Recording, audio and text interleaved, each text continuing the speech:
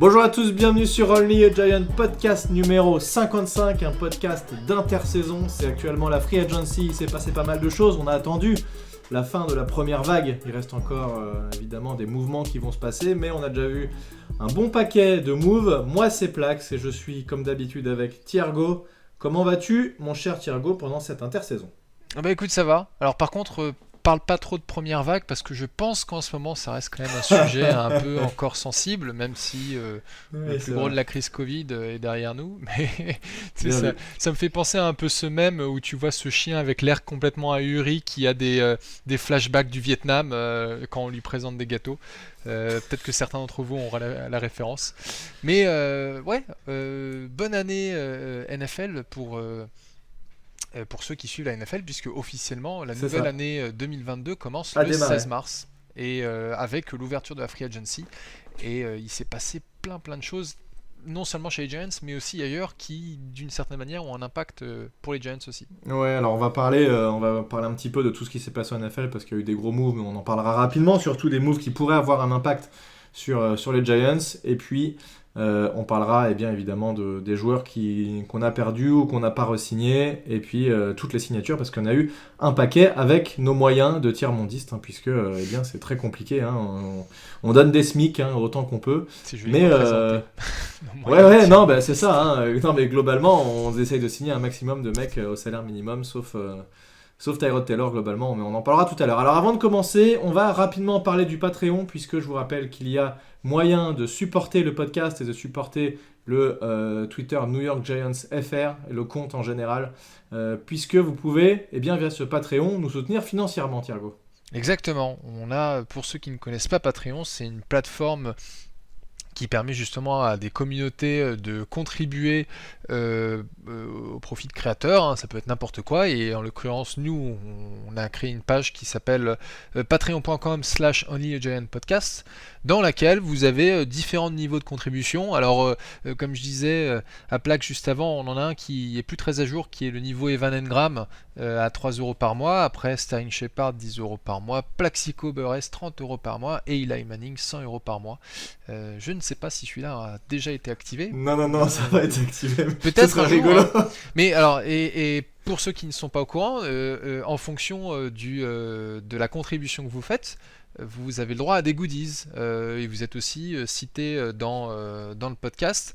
Alors par contre, moi je n'ai pas sorti la liste des contributeurs, peut-être. Non, mais c'est pas grave, là on est un peu dans l'intersaison, on en reparlait, mais en tout cas, tous ceux qui avaient contribué, je vous ai envoyé les contreparties, que ce soit des stickers, que ce soit les sous-bocs avec les stickers, et là d'ailleurs je les ai sous les mains, les sous-bocs Only a Giant Podcast avec un Eli Manning, ces petites lunettes qui fait des gros fucks. Il est assez rigolo d'ailleurs, je t'en ai donné deux. Oui. Est-ce que tu as pu boire une bière avec ces sous-bocs ? Est-ce que la bière est meilleure ? Moi je veux dire, je ne l'ai pas sous la main, je l'ai sous la bière. C'est quand même un peu plus pratique. En l'occurrence, là, pas de bière pour ce podcast. Vous connaissez mon goût prononcé pour la bière, mais là, je me suis dit lundi soir, soyons sages.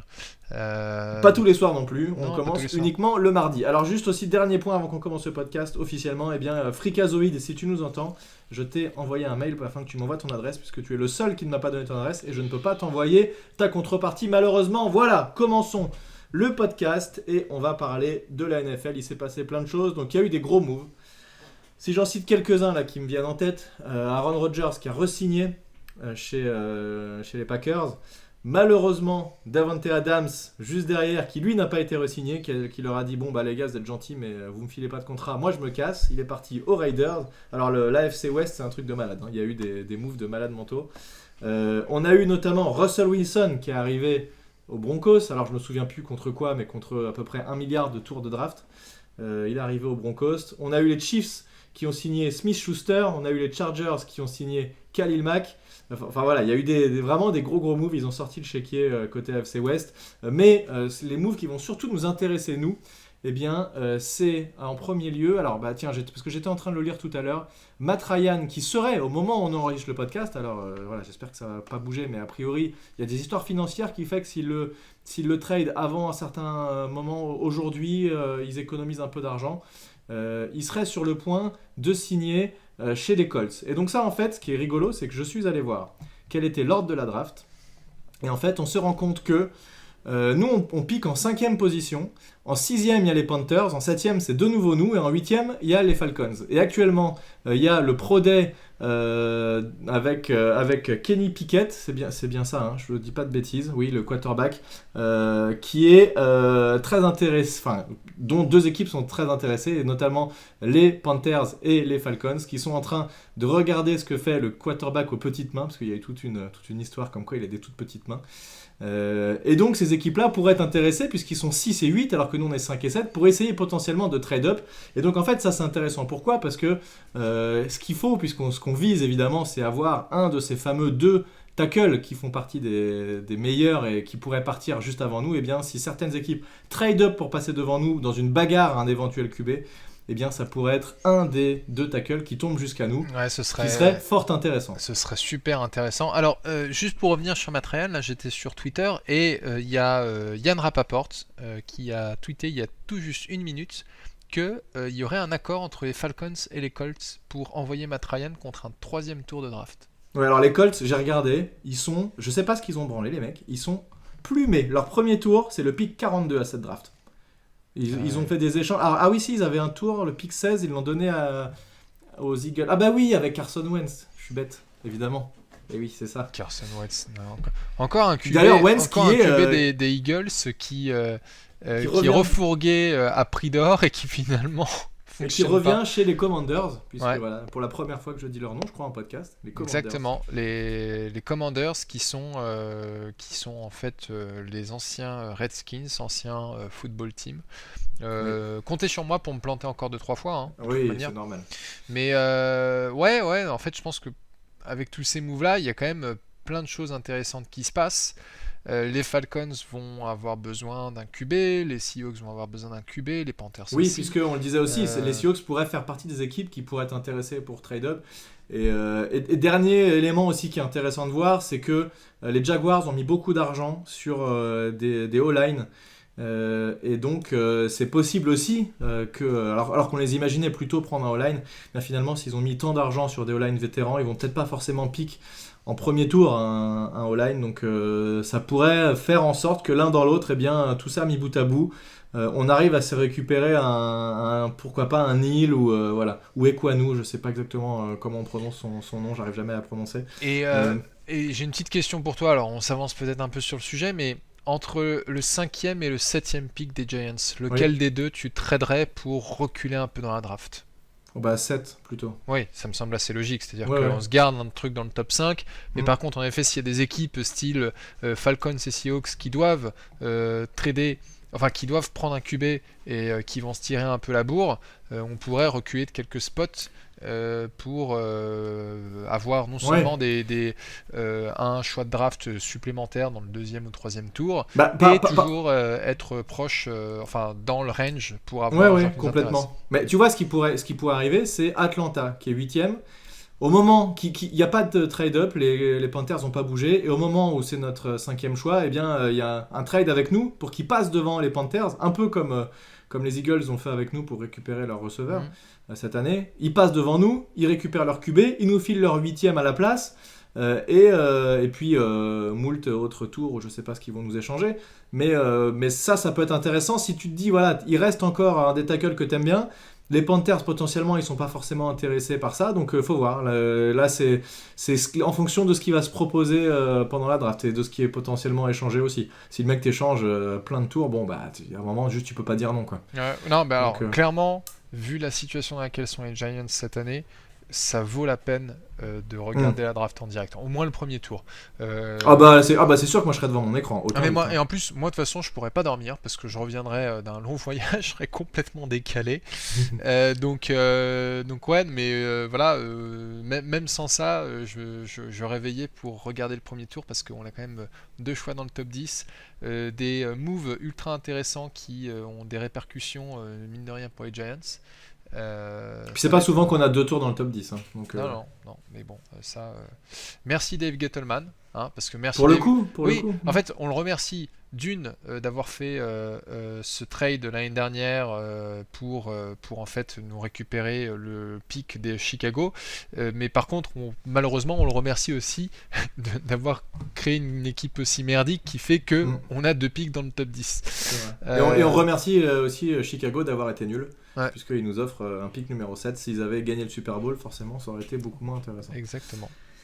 Bon voilà, alors commençons à parler. Je te propose qu'on commence par les joueurs qu'on a perdus ou qu'on n'a pas re-signés ou qu'on a échangés. En gros, qui sont plus des géants. Par qui tu as envie de démarrer ? Écoute, moi j'aurais envie de dire, on peut parler dans un premier temps, juste avant de parler de ceux qui sont partis, j'aimerais parler de 2 joueurs qui ne sont pas partis et que pourtant on avait prévu comme étant sur le départ.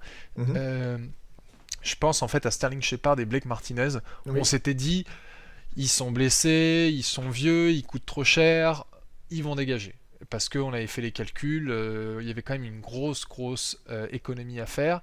Et puis finalement, alors ces 2 joueurs en fait étaient à la conférence de presse de bienvenue de Brian Daboll, alors qu'ils étaient en convalescence en quelque sorte, plus Sterling Shepard que Blake Martinez. Sterling Shepard il était avec des béquilles. Voilà. Blake Martinez lui il s'est bien remis depuis septembre, mais voilà, on sentait que ces gars-là ils étaient intéressés par le nouveau coach, qu'ils avaient envie de s'impliquer, et finalement en fait ils ont trouvé un deal avec les Giants. Alors on va pas rentrer dans les détails parce que très franchement je les ai pas en tête, mais en gros les Giants leur ont dit écoutez, soit vous réduisez votre salaire et on vous met une partie de votre salaire que vous allez gagner sous forme de primes. Alors on ne connaît pas encore le détail des primes, mais en gros c'est généralement c'est le temps joué, enfin le temps passé sur le terrain ou certaines stats, etc. C'est du gagnant-gagnant pour tout le monde parce que ce sont 2 leaders offensifs et défensifs. Ils étaient quand même très très bons avant les blessures. Bon, il y a une part de risque que ça fonctionne pas s'ils se remettent pas de leur blessure, parce qu'on le rappelle, Blake Martinez lui il revient de ligament croisé, et Sterling Shepard, je sais plus ce qu'il avait, mais il a eu tellement de blessures ce mec qu'on se demande comment est-ce qu'il peut encore jouer en NFL, mais ne serait-ce que s'ils reviennent à un niveau correct, c'est une super nouvelle pour cette équipe. Ouais, alors si je dis pas de bêtises, ils ont accepté une baisse de salaire, mais il y a aussi un renouvellement de contrat, enfin au remaniement du contrat. Du coup, est-ce que ça va pas c'est le genre de choses que Joe Schoen avait dit qu'il voulait pas trop faire, et là il l'a un petit peu fait quand même. Du coup, je pense qu'il nous coûte un peu plus cher l'année prochaine, mais l'un dans l'autre, on est quand même gagnant, et c'est surtout cette année où pour le coup on avait tellement pas de cap que c'est peut-être moins impactant l'année prochaine. En fait, Sterling Shepard, j'ai lu ça cet après-midi, c'est que on lui a créé ce qu'on appelle une voidable year. C'est un peu la même chose pour Nate Solder cette année. Nate Solder, l'année 2022, c'était une voidable year, c'est une sorte d'année fictive qu'il y a dans le contrat pour lisser l'impact sur la masse salariale de son bonus de signature, puisque c'est lissé sur autant de nombre d'années, mais il joue pas vraiment, donc ce qui fait que cet argent va dans ta dead money. Et c'est la même chose pour Sterling Shepard. Bon là j'ai les détails du contrat, c'est finalement il est payé 1,5 million, et son bonus proratisé a été étalé sur 2022 et 2023, sauf qu'en 2023 il jouera pas pour les Giants, donc il nous coûtera quand même 4,2 millions sans jouer pour nous. Mais quoi qu'il en soit, c'est sûr qu'il jouera pas pour nous. Sauf si en 2023 pardon, en 2023 il joue pas pour nous. 2023 mais si on décide de le prolonger, bien sûr il jouera pour nous, mais tu vois, à l'origine il devait avoir un impact sur la masse salariale qui devait être aux alentours de 12 millions, j'ai plus les chiffres sous les yeux, mais là maintenant il va peser que 6 millions dans la masse salariale, donc c'est ça. Par contre l'an prochain il devait nous coûter 0, et là, il nous coûtera quand même quelque chose. Ouais, donc c'est lissé sur 2 ans, mais ce qui est l'un dans l'autre, je pense quand même plutôt un bon move. Ouais. Donc ça c'est cool en tout cas, et ce qui est cool aussi c'est que ces 2 joueurs aient accepté ça, puisque ils gagnent moins d'argent là tout de suite, mais c'est bien puisque ça montre qu'ils sont prêts à faire des efforts pour rester chez les Giants et faire en sorte de reconstruire je pense que cette équipe. C'est dans leur intérêt aussi. Shepard, lui, il a connu que les Giants, mais je pense qu'il se dit c'est mon année pour me redorer un peu le blason, et puis j'irai sur la free agency l'année suivante dans une autre équipe. Et Blake Martinez, il en est à sa 3e saison chez les Giants. pareil, il se dit bon, peut-être pas que je vais peut-être pas rester sur le long terme avec cette équipe, mais je peux au moins démontrer que je suis de retour en plateforme et j'aurai un contrat correct en 2023. Donc puis surtout, vu qu'ils reviennent tous les deux de blessure, c'est pas dit qu'ils aient trouvé un énorme contrat ailleurs si on les avait libérés. Donc c'était, je pense, l'un dans l'autre, tout le monde est gagnant. Ouais. Ok, cool. Moi j'ai envie de parler. Je peux choisir le joueur suivant ? Vas-y, je t'en prie. J'ai envie de parler d'Evan Engram. Ah, Evan. Bon alors Evan Engram, il n'était déjà plus chez nous, son contrat était terminé, mais il est parti aux Jaguars, et tant mieux pour eux. Alors les Jaguars, on en a parlé un tout petit peu, on disait qu'ils ont signé beaucoup de O-line, mais en fait ils ont signé beaucoup de joueurs tout court, et ils ont dépensé beaucoup, ils avaient beaucoup de cap space. Je ne suis pas sûr qu'ils deviennent forcément ultra performants d'un coup comme ça, mais bon voilà, Engram qui disparaît, on va devoir renommer à cause de lui, sa compensation sur le Patreon. Engram qui a quand même réussi à décrocher un petit 9 millions pour une année. Il me semble complètement garanti d'ailleurs, c'est ce que je suis en train de vérifier. Non, il y a peut-être une partie qui n'est pas garantie. C'est-à-dire qu'il a un salaire de 5 millions plus un bonus de 3 millions et un per game roster bonus. Donc au total, ça lui fait pratiquement 9 millions. Et quand on regarde en fait sur tous les contrats de tight end, le tight end le plus cher, il coûte 15 millions par an. Il y en a quand même pas mal qui se trouvent dans la zone 10 millions, 8 millions. Donc il est pas dans le top 10, mais allez, il est dans le top 15 des tight ends. Pour quelqu'un qui a des mains aussi mauvaises, je pense qu'en fait les Jaguars se sont dit bon, ok, ça n'a pas marché chez les Giants, mais c'est quand même quelqu'un qui a un super physique, qui peut être une menace dans le jeu offensif, le jeu de passe, j'entends, parce que jeu de course, c'est pas ça. Sous Pat Shurmur, il produisait des trucs sympas, mais clairement, sous Joe Judge et Jason Garrett, on arrivait à rien en faire. Donc, Puis je pense qu'il le surpaye un peu. De toute façon, c'est toujours un peu la free agency, c'est que tu as tendance à surpayer un peu les gars. On l'a appris aujourd'hui, Lorenzo Carter. Alors ça, c'était un joueur, donc toi tu disais sur Twitter que c'était pas très grave qu'il parte, et effectivement il a été plutôt blessé, il a pas été incroyable, il a fait des bons matchs sur la fin de son contrat, et exactement comme tu le disais, en fait il a essayé de prouver qu'il était capable pour pouvoir signer ailleurs, puisqu'il savait qu'il allait être free agent à la fin de la saison. Donc voilà, il signe chez les Falcons. On sait pas encore le montant exact, ça sera intéressant de voir, mais voilà, moi j'aurais bien aimé qu'il puisse rester chez nous avec un salaire faible, mais c'est pas le cas. Ouais. Et puis c'était un peu trop optimiste de ma part. Il me semble qu'on a encore Oshane Jimenez, si je dis pas de bêtises. Super, qu'est-ce que je suis heureux qu'on ait encore Oshane Jimenez. Mais il doit être encore son contrat rookie, non, lui, pour le coup. Ouais, c'est peut-être sa dernière saison de contrat rookie. C'est peut-être sa dernière saison. Mais après, c'est pas pour ça que tu es obligé de garder le joueur non plus. Non, mais bon, je pense qu'il pèse tellement rien que les Giants se sont dit allez, c'est bon, on le garde quoi. C'est clair. Au pire, il dégagera pendant le training camp. Alors la surprise par contre, si on doit en mettre une, c'est Logan Ryan qui a été dégagé. Même pas échangé, il a juste été remercié. Ouais, et en fait, ce qui est surtout surprenant, c'est nous à l'origine on s'était dit non mais Logan Ryan, aucune chance qu'il soit coupé parce que ça allait représenter 11,5 millions de dollars en dead money pour seulement 750 000 dollars d'économie. Oui. Et si tu le désignais comme une post-June cut, donc c'est-à-dire que c'est comme si tu coupais un joueur après le 1er juin, sauf que en réalité tu le fais avant, et ben là ça répartit la dead money sur l'année courante et ce qui reste de son contrat. En l'occurrence, il va rester encore une année après cette saison dans son contrat, donc ça allège un peu la dead money, mais ça t'en laisse pour l'année suivante. Et ben les Giants n'ont même pas fait ça. Il y a même quelqu'un sur Twitter, je sais plus, qui m'a dit mais c'est complètement débile, on comprend pourquoi est-ce qu'ils font ça. Alors je pense que c'est venu si tard parce qu'il y a dû avoir quand même un travail du côté de Brian Daboll et Don Martindale de savoir est-ce que Logan Ryan fit dans le schéma défensif de Martindale.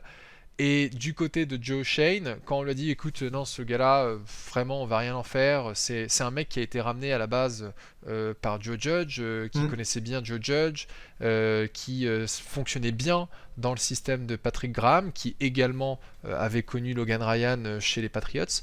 Et Martindale a dit non, on n'en fera rien. Et moi, ce qui me surprend beaucoup de la part du Joe Shane, enfin, ça me surprend et ça me surprend pas. Je pense que Joe Shane s'est dit allez, on le coupe et on prend toute sa perte maintenant. Comme ça, on n'en entend plus parler. Certes, ça c'est chiant, mais voilà, il veut peut-être pas foutre trop de dead money déjà maintenant pour 2023, histoire de se dire bon bah voilà, on peut se permettre d'avoir une année encore merdique en 2022 parce que c'est la première année de tout le monde, mais 2023, on aura plus de cap space et on pourra faire mieux que 2022. Ouais, alors c'est vrai que c'est assez surprenant le fait finalement de gagner si peu. Alors il y a plusieurs arguments qui sont revenus aussi. Il y en a qui disaient qu'il était trop proche de l'ancien régime, que c'était vraiment un des piliers, notamment en défense. C'était un capitaine et un meneur d'hommes. Moi j'aimais bien comme il parlait. Je pense qu'en tant qu'homme, c'est un mec vraiment bien. Malheureusement, donc ça a joué peut-être un peu contre lui, parce que quand tu as un nouveau régime qui arrive, ils n'ont pas envie d'avoir des mecs trop ancrés avec l'ancien régime. Et puis le fait aussi que la saison dernière, il a été beaucoup moins bon qu'il l'avait été la saison précédente. Et c'est vrai qu'on l'avait remarqué plusieurs fois, il loupait des plaquages, il était moins incisif, etc. Donc voilà, mais malgré tout, tu peux te dire que c'est un mec serviable. Je veux dire, pour économiser même pas 1 million, tu peux te dire le gars peut jouer remplaçant, quoi. Voilà. Après, il y a peut-être des choses extrasportives qui se sont passées, on n'est pas au courant de tout. Mais 12 millions pour un remplaçant, ça fait cher. Alors... Non, ça fait cher, mais bon, au final, c'est juste de l'argent qui n'est pas utilisable. Donc ça change quoi ? En fait, finalement, ça n'aurait pas été très différent, quoi, pour économiser si peu.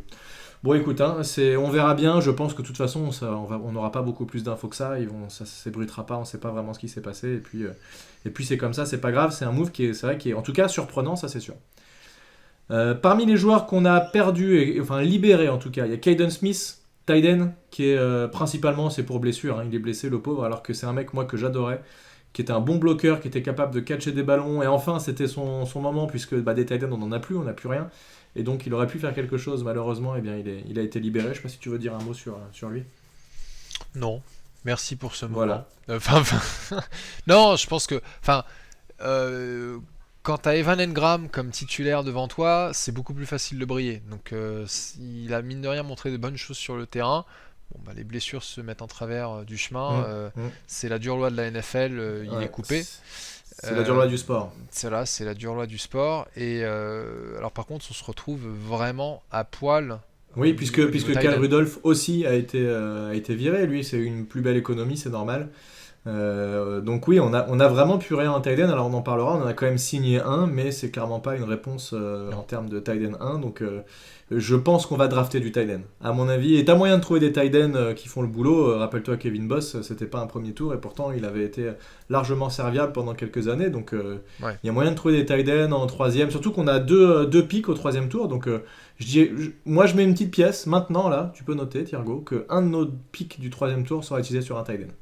J'en ai aucune idée, mais oui, pourquoi pas. Après, tu vois, l'exemple de Kevin Boss, oui, c'est un bon exemple, mais il y a aussi quelque chose qui ne faut pas oublier, c'est qu'à l'époque, le tight end coach, c'était Mike Pope chez Giants, et le type était très très reconnu au sein de la NFL comme étant le tight end coach de la NFL, et grâce à lui il y a eu tout un tas d'autres joueurs, je pense à Ballard, alors je crois que c'était Chris Ballard son nom, enfin c'était Ballard, ouais, ça me dit quelque chose, qui pareil était un tight end undrafted free agent qui avait fait qui était un peu notre Kevin Boss bis pendant le deuxième Super Bowl de 2011. Il y avait Larry Donnell aussi qui faisait... Larry Donnell qui était... Pourtant c'était un peu une chèvre lui, il était très irrégulier, mais en fait tu vois ce que je veux dire, c'est que quand on avait Mike Pope, on était capable de prendre un joueur de fin de draft, voire undrafted, et d'en faire un titulaire, enfin en tout cas un joueur qui était capable de contribuer. Très serviable. Depuis qu'il est parti, il n'y a plus de tight end comme ça chez les Giants. Ça nous manque énormément. Et c'est dommage. Et en tout cas, on en reparlera un peu plus tard, en effet. Mais c'est sûr, ce que tu as déjà dit, le gars qu'on a signé, là, l'ancien des Commanders, c'est pas lui qui va être notre tight end numéro 1. Donc ce serait pas étonnant que dans la draft, et haut dans la draft, on adresse ce poste-là. Et c'est qui notre tight end qui avait été blessé, qui avait failli se faire amputer d'une jambe ? Tu te rappelles de cette histoire ? Il avait attrapé une maladie dans un hôpital ou je sais pas quoi, il a failli se faire amputer. C'était il y a pas très... C'était genre 2014-2015. Attends, alors... Non, Je l'aimais bien en plus, cet tight end, je le trouvais bon. Attends, donc déjà, Ballard, c'était Jake Ballard. Et puis il y en avait un autre qui était, je me rappelle, il venait d'Iowa, il avait un peu un profil redneck, mais il était pas mal. C'était une grosse brute. Mais je sais pas si c'est lui qui a failli se faire amputer. Je me rappelle de Laurent Steins qui avait eu des problèmes, était allé à l'hôpital et apparemment avait chopé une saloperie à l'hôpital et il avait failli y passer. Mais par contre, un de nos joueurs qui a failli se faire amputer. Eh bah écoute, je regarderai plus tard. Si vous le savez, n'hésitez pas à le mettre dans les commentaires. Si vous avez la culture historique des Giants. Mais c'est Alex Smith, le QB Alex Smith. Ah oui, non, mais lui parce que lui, il avait une grosse blessure. Il a failli amputer. Et d'ailleurs, il avait même failli y passer. Il avait chopé une sale infection. Et il a réussi à rejoindre un NFL derrière. Et il était carrément en danger de mort, ce type. Donc c'est assez dingue. C'est vrai que c'est assez cool. Et il est revenu en NFL. Histoire incroyable. Alors il y a 2 autres cuts qui sont à mentionner. Le premier qui a été cuté de tous nos moves, ça a été Devontae Booker. Une petite surprise quand même de ce côté-là, parce que bon, il avait un salaire qui était quand même un petit peu élevé pour un running back, surtout un running back remplaçant. Je pense qu'il y avait vraiment moyen de le signer pour moins cher l'année dernière, mais par contre en tant que joueur je le trouvais plutôt intéressant et il avait été plus performant que Saquon Barkley l'année dernière, donc j'étais un peu déçu de le voir partir malheureusement, mais bon, c'est comme ça. Ouais. Et puis ton ami, le dernier que je citerai, peut-être qu'il y en a d'autres mais tu me diras si j'en ai oublié, c'est Riley Dixon. On l'avait annoncé, c'est une chèvre, il est nul et en plus il coûte cher, donc c'était évidemment un no-brainer, on l'a viré direct. Mais c'est pas lui qui justement a été la première coupe, t'es sûr que c'est Devontae Booker? D'accord. Je crois que c'est Devontae Booker, ouais. Ah oui, non, c'est pas Riley Dixon, d'ailleurs, les gens j'écoute dans les podcasts que j'écoute, les mecs disaient mais qu'est-ce qu'il fout encore là ce gars, quoi. Ouais. Alors d'ailleurs, il y avait d'autres gars qu'on voyait couper qui sont encore toujours là. Je pense à on a parlé Oshane Ximines, Darius Slayton, James Bradbury. Alors on le voyait pas forcément couper, mais on s'était demandé s'il allait se faire échanger. Et... A priori, ce qui se dit, c'est que pour l'instant, ils n'ont pas trouvé la compensation suffisante. Mais ce qui se dit quand même, c'est que il y a vraiment très peu de chances qu'il reste chez nous, quoi qu'il arrive. Non, mais je pense que de toute façon, il se fait virer. Mais c'est aussi un peu le jeu, c'est-à-dire que il a un énorme contrat et les équipes qui potentiellement seraient intéressées sont en train de dire aux Giants non mais je vais pas vous filer de l'argent pour un type qui va me coûter aussi cher quand je sais que vous allez de toute manière dans le pire des cas le couper oui, parce que vous êtes dans la merde financièrement. Donc c'est vrai que je suis une équipe en besoin de cornerback, j'essaie de trouver une autre solution pour le moment, mais je garde quand même un œil sur James Bradbury. Après faudra voir si Joe Shane est trop gourmand ou pas. Bien entendu, on espère qu'il aura la meilleure compensation possible. Mais au bout d'un moment, là aujourd'hui, on peut rien faire avec notre cap et il va falloir trouver une solution. Non, mais c'est sûr qu'il sera plus chez nous l'an prochain, je pense.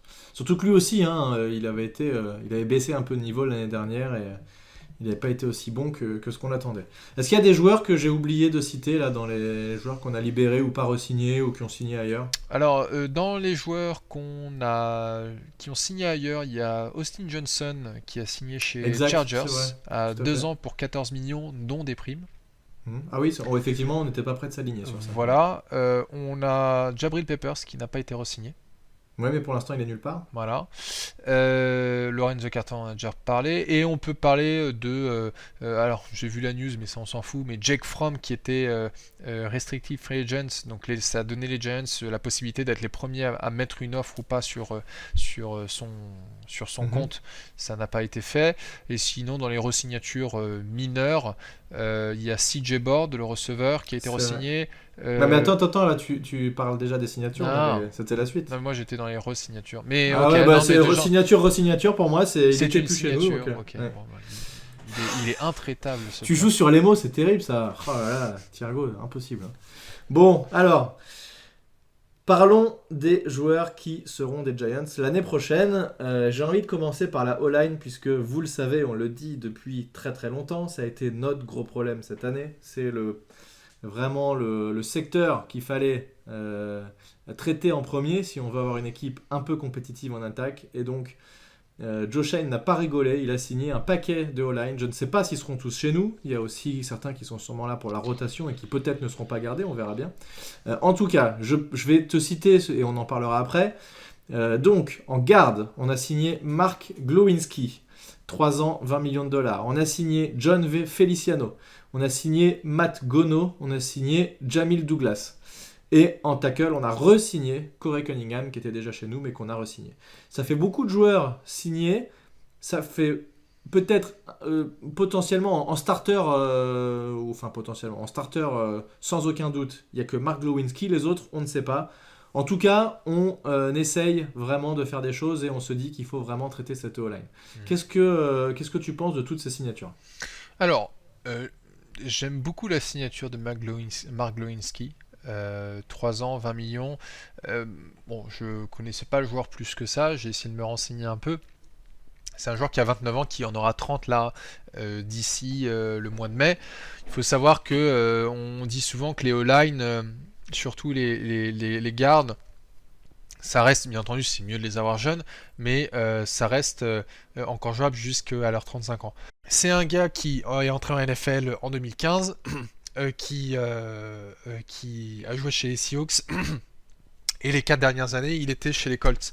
Et en fait, il a l'air d'être plutôt bon en run block. J'ai commencé à regarder, c'est ça. Pour ceux qui regardent un peu, qui vont sur Big Blue View, il y a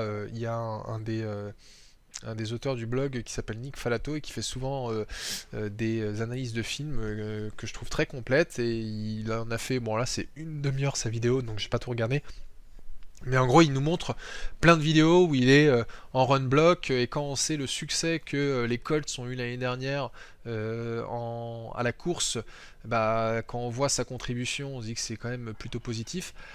En pass protection, il est peut-être un peu plus faible, mais il n'est pas catastrophique non plus. C'est-à-dire qu'il a l'air d'avoir une faiblesse contre les stunts et contre les bull rush, mais globalement, ça reste quand même un joueur durable qui a fait ses preuves, et c'est une upgrade directe pour notre ligne offensive.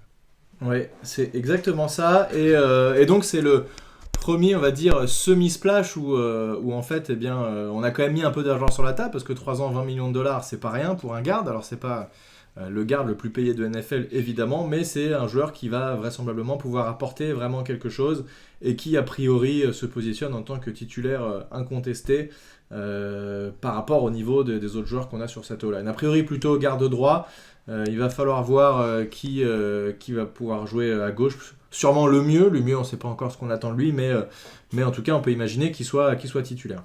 Donc derrière on a... Comment ? Tant que le mieux ne nous donne pas le pire, ça me va. Voilà. Oui, je crois qu'on l'a déjà fait, mais...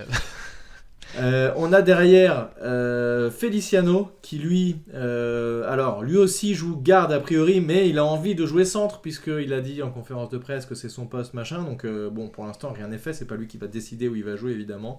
Il est connu du coaching staff puisqu'il il a joué aux Bills, il vient des Bills d'ailleurs, même il était chez les Bills juste avant de venir chez nous, et donc c'est un mec qui pour l'instant lui il pourrait être titulaire s'il y a besoin, mais n'est pas un titulaire incontestable, et ça dépend, et c'est très possible qu'il joue en centre.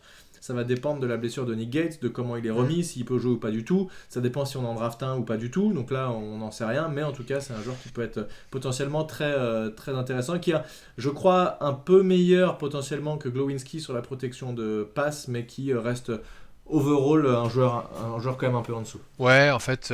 Alors donc là, c'est un joueur qui a été signé 1 an pour 3,25 millions. Ce qui est marrant, c'est qu'il a été drafté 6 choix avant Glowinski en 2015. Ah d'accord. Ouais, j'ai vu qu'ils étaient tous les deux du 4e tour, et je suis tiens, je vais aller voir à quel niveau. Feliciano c'est 128e pick, Glowinski c'est 134e. Et donc il a fait 4 ans chez les Bills, chez les Raiders, pardon. 2 ans chez les Bills, mais il a quand même loupé 15 matchs, ce qui est énorme. Alors il a pas beaucoup joué centre en NFL, il l'a peut-être fait avant. Je pense qu'en fait l'idée qu'il y a chez les Giants, c'est ils n'ont pas voulu prendre quelqu'un qui éliminait, qui était clairement de toute façon une meilleure option que Nick Gates. J'ai l'impression qu'ils veulent laisser quand même une chance à un Nick Gates, voire peut-être un Shane Lemieux, de trouver leur place dans cette ligne offensive. Mais en tout cas, ça m'étonnerait quand même de voir John Feliciano sur le banc. Si soit il sera left guard, soit il sera centre. Tout va dépendre en fait de ce qui va ressortir du. Je suis pas sûr que Nick Gates soit disponible dès le début de la saison comme ça m'étonnerait. Donc c'est très possible qu'effectivement il starte en centre. Pourquoi pas le mieux à gauche. Là aussi, lui, on ne sait pas où il en est dans sa blessure, donc ça va dépendre. Et derrière, on a alors 3 joueurs que j'ai cités qui sont là plus pour la rotation et qui vont se battre pour le roster. C'est Matt Gono, Jamil Douglas et Corey Cunningham. Là aussi, il y a des connexions avec les Bills, puisque Jamil Douglas, il a joué chez les Bills et Washington l'année dernière. C'est sa 6e saison, il a fait 11 starts en carrière sur 50 matchs joués. Donc voilà, c'est vraiment des mecs de rotation qui sont serviables. Mais on a besoin quand même de gars comme ça qui sont capables de ne pas être ridicules quand ils rentrent sur le terrain. Donc c'est normal d'avoir ça. On l'a vu surtout nous beaucoup cette saison, puisque effectivement, je pense qu'on avait moyen d'avoir une O-line correcte si tous nos joueurs étaient restés en bonne santé toute la saison, mais ça a été très loin d'être le cas et on a eu une O-line du coup dégueulasse avec 2 gardes blessés et un centre pareil blessé. Donc c'est extrêmement important d'être capable d'apporter de la profondeur sur cette O-line. Non, mais ce qui est bien, je sais pas si tu as des remarques sur ces 3 joueurs-là ou pas. Non, pas particulièrement. C'est-à-dire que là, en effet, comme tu dis, il nous faut de la profondeur. Mais moi, tu vois, si on regarde ces 3 joueurs et plus Glowinski et Feliciano, c'est déjà ultra rassurant de se dire que Joe Shane ne va pas dans la même direction que Dave Gettleman.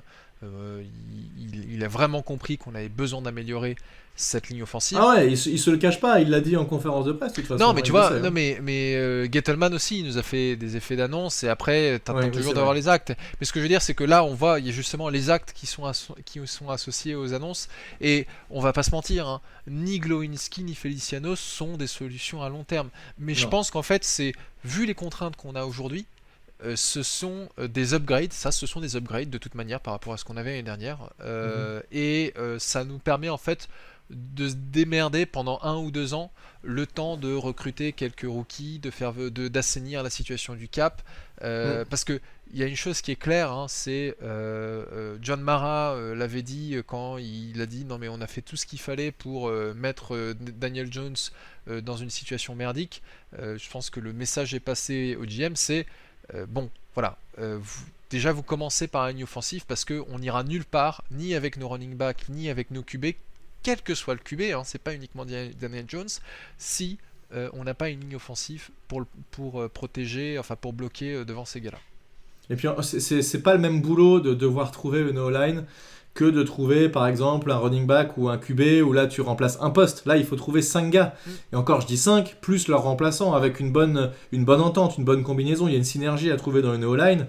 Être capable de remplacer comme ça du tac au tac un mec qui se blesse pendant un demi-match, il faut faire rentrer un autre gars machin.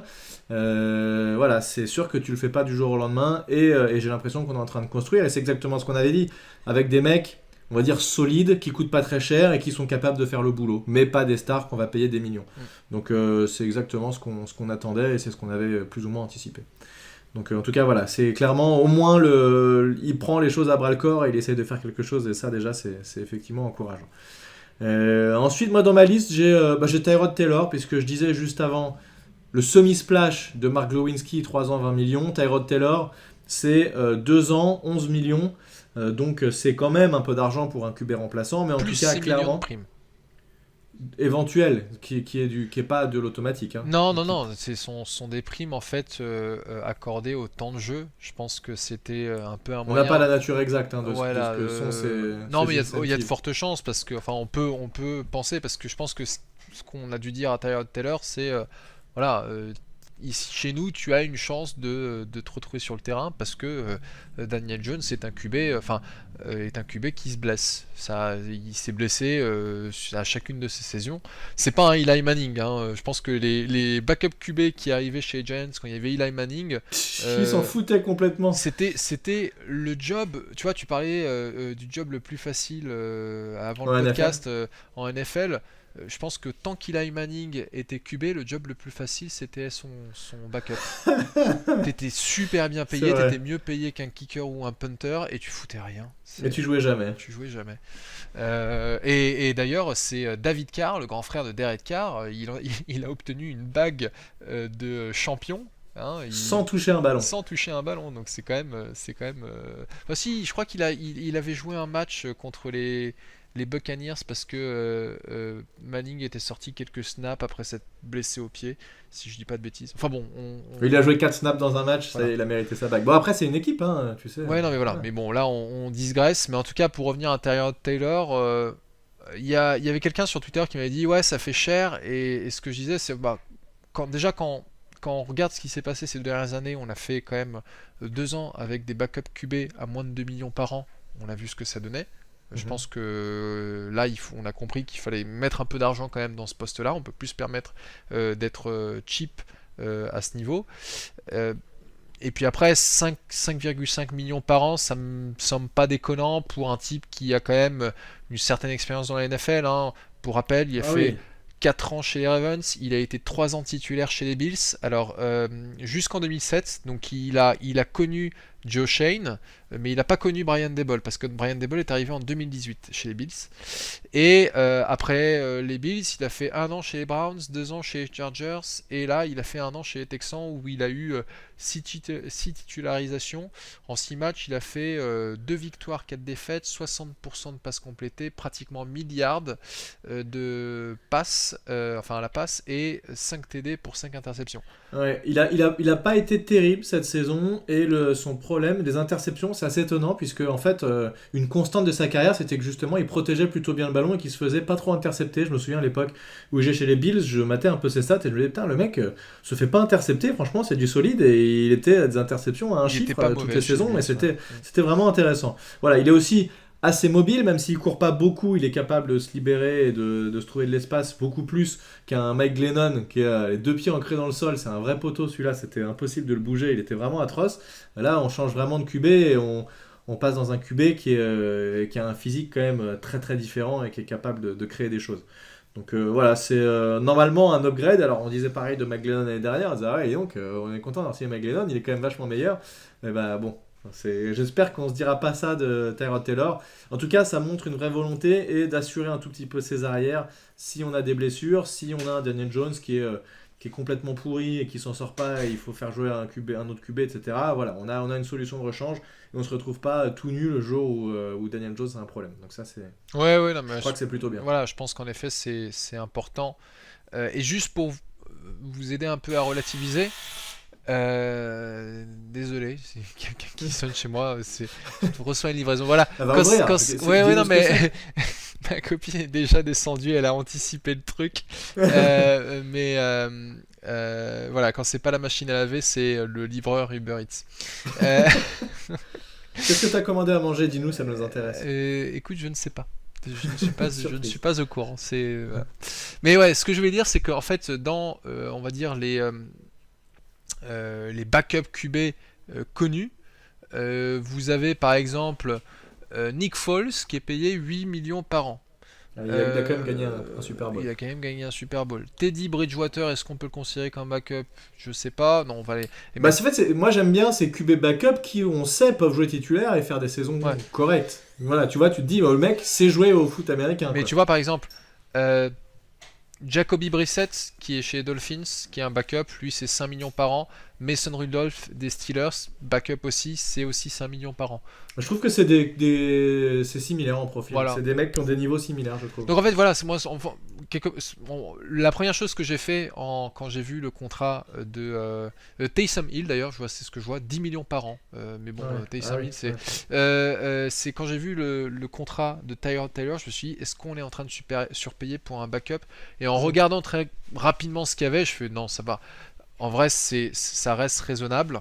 Et puis, il faut aussi associer ça au fait que Daniel Jones nous coûte pas plus cher. Il nous coûte 6,4 millions par an en ce moment. Alors là, il est dans sa 4e année. Il faut se décider sur est-ce qu'on le prolonge une 5e ou pas. Mais ce sera pas au même prix. Ce sera beaucoup, beaucoup plus cher. Mais voilà, pour Tyrod Taylor, je pense qu'on reste dans les clous. Ok, ensuite on parlait des tight ends. On a signé Ricky Seals-Jones qui nous vient de Washington, les Commanders, qui a mis un très beau touchdown l'année dernière contre nous, avec une réception incroyable dans la end zone, vraiment impressionnante.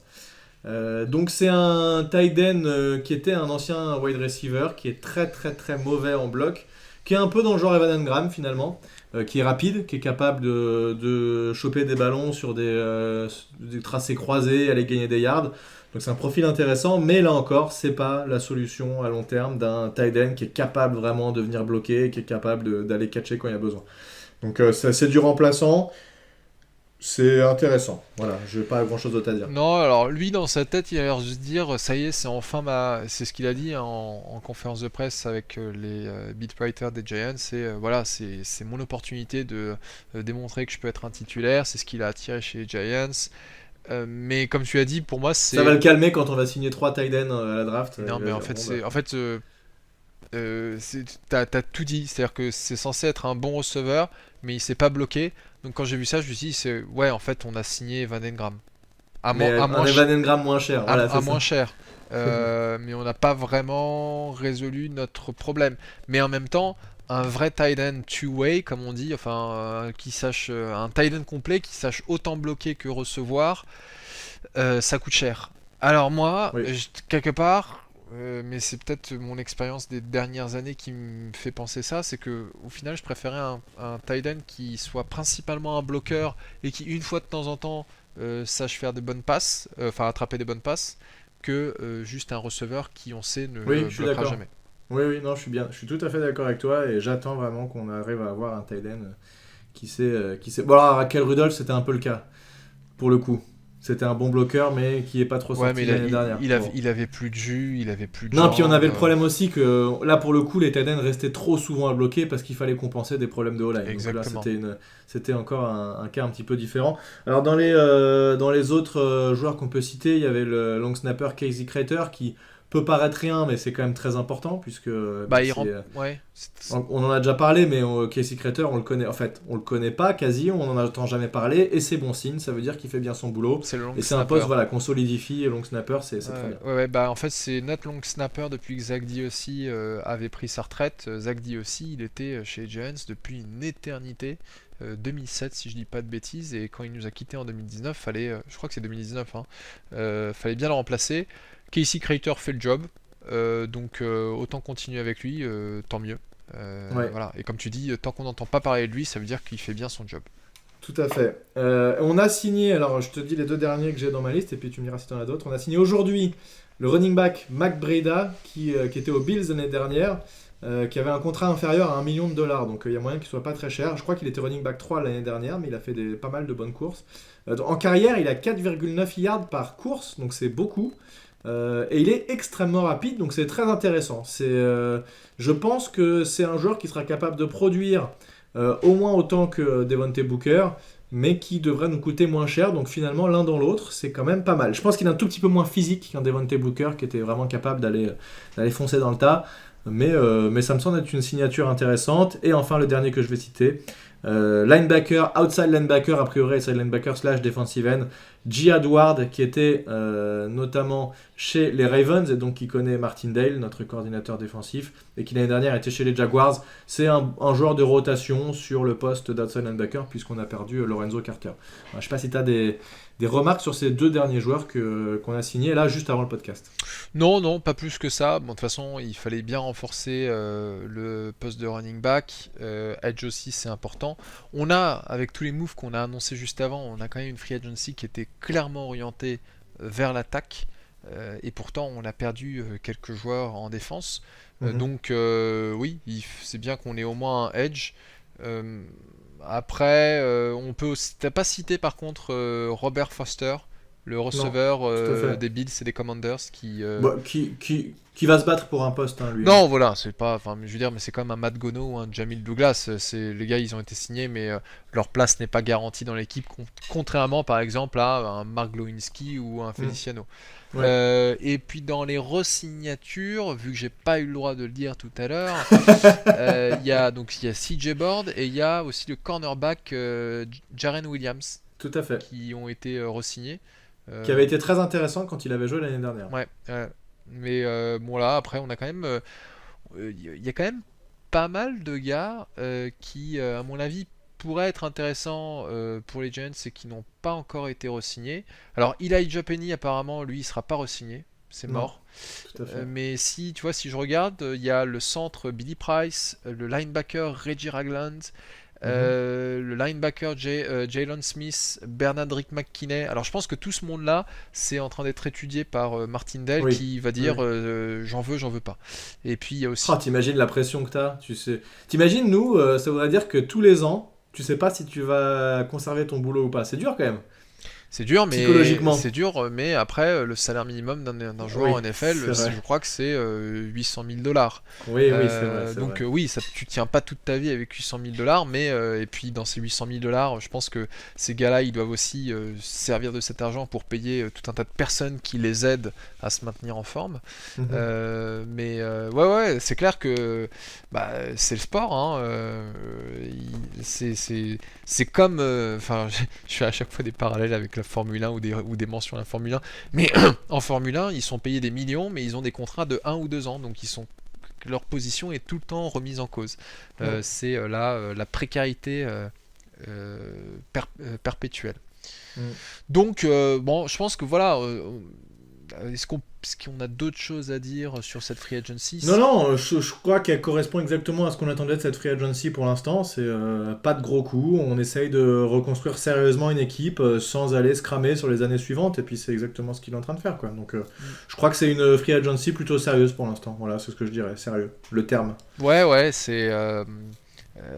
J'ai quand même hâte de voir la suite parce que en fait ils sont un peu en train de nous hyper avec leurs vidéos sur leur série vidéo sur le nouveau front office et mais c'est cool ça. Moi c'est je les cool. aime bien. Alors par contre il y a quand même un truc là, ils ont fait un truc sur le combine qui m'a bien fait marrer, où tu vois au début t'as Joe Shane et Brian Daboll qui sont dans la loge qu'on a dédiée aux Giants, en train de dire ouais, faudrait qu'on parle de ce gars-là, et puis ouais, celui-là est intéressant, donc sans donner de nom. Et puis après, il y a ce truc, tu sens que ça a été, qu'on leur a dit, ce serait bien que vous disiez ça, parce que t'as Joe Shane qui fait franchement super job pour les coachs assistants qui ont dirigé les prospects, etc.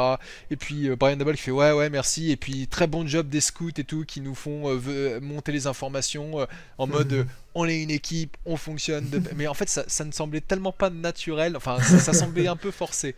Écoute, c'est la communication, voilà. Je ne doute pas qu'ils travaillent vraiment ensemble, mais je pense pas qu'ils sont constamment en train de s'envoyer des fleurs. Est-ce que tu aurais préféré qu'ils les filment en train de s'engueuler, en train de dire putain mais qu'est-ce que c'est que cette merde, c'est quoi ce joueur que tu nous as recommandé, il est vraiment naze? Ça pourrait être marrant, bien entendu que non, au contraire ce serait déjà inquiétant, mais en fait ce que je veux dire c'est que je pense que au niveau du département de la communication des Giants, ils sont depuis le début de l'année, tu sais, avec tout le travail qu'ils faisaient en disant on a fait passer des interviews à un tel et un tel, voilà qui il est, etc. Ils sont vraiment en train d'essayer de hyper leur fanbase en disant regardez, on est en train de tout changer et ça va être merveilleux.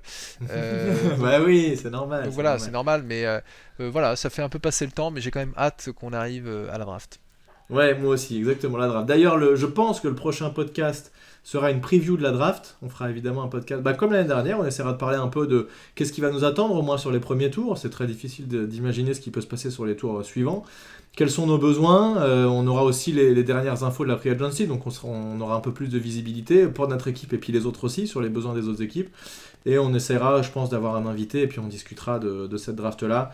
Et on en fera un juste après la draft aussi, pour faire le bilan forcément des joueurs qu'on a signés. Donc voilà, il va se passer des choses et ça va être intéressant. En tout cas, juste pour conclure, depuis qu'on a commencé le podcast, il y a de plus en plus de personnes qui confirment le trade de Matt Ryan. C'était pas encore sûr il y a 3/4 d'heure. Là maintenant c'est bon, c'est fait.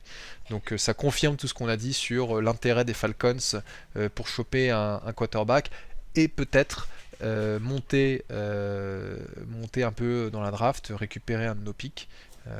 Donc affaire à suivre.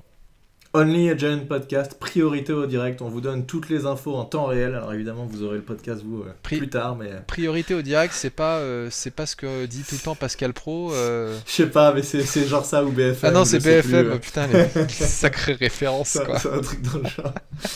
Voilà, on va finir sur les Twitter comme d'habitude, c'est important. N'hésitez pas à suivre Thiergo sur son Twitter @THIERGOW et la page Giants France. NY Giants FR, je viens de le dire, NY Giants FR. Voilà, on vous dit rendez-vous pour le prochain podcast spécifique préparation de la draft et bon courage à tous pour continuer cette intersaison NFL. À très bientôt tout le monde, ciao. Salut.